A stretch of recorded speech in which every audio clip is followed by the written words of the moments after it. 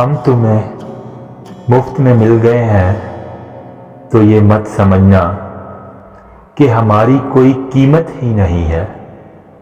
ہماری قیمت ان سے پوچھیں جن کے ہاتھ اور دامن خالی ہے۔ ترس اور محبت میں بہت فرق ہے، اور جب تک یہ فرق تمہیں نظر نہیں آئے گا ہم بھی تمہیں نظر نہیں آئیں گے۔ اے جانا، محبت ہمارا حق سمجھ کے ہمیں دو، ترس اور ہمدردی کی زکوٰۃ اپنے پاس رکھو۔ ہم اپاہج نہیں ہیں، سنو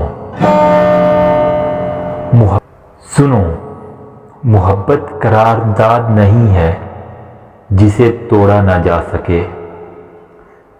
بوسے زباں کے نیچے پڑے پڑے زہر لگنے لگیں تو ان کو تھوکا بھی جا سکتا ہے۔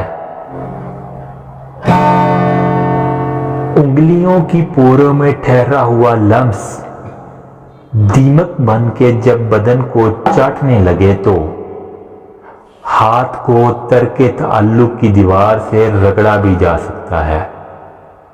سنو، کالر کے پھول سے دل کا کانٹا بننے میں صرف ایک لمحہ لگتا ہے، اور ہم تمہیں مفت میں مل گئے ہیں تو ہماری کوئی قیمت ہی نہیں۔